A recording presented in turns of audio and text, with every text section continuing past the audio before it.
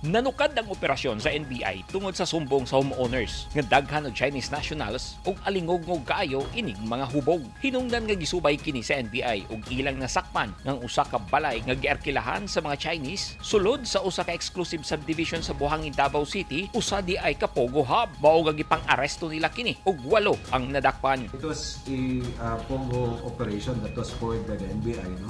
Arestadong 8 Chinese nationals at around 3 o'clock in the afternoon.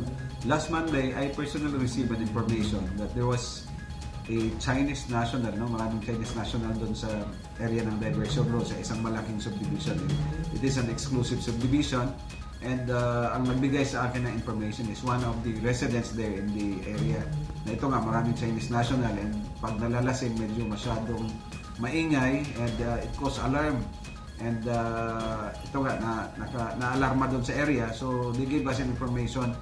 We verified and yesterday, we confirmed na ito nga po, it's a Pogo operation through the help of the housing association nila. Binisita yung bahay and pinapasok naman kami voluntarily. So, ito, tumumbat sa amin itong Pogo operation. So, hinuli natin itong mga Chinese nationals.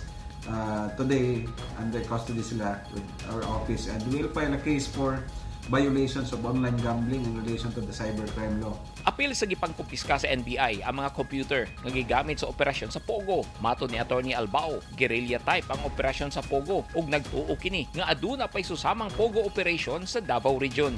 I guess, I suppose based on our information that we received, no, may mga ganito pang parang maliliit na mga operations is what divide nila ito ngayon para hindi masyadong halata, dinivide nila into 10, 20 persons, no? Mga Chinese nationals, para hindi siya masyadong halata na may Pogo operation.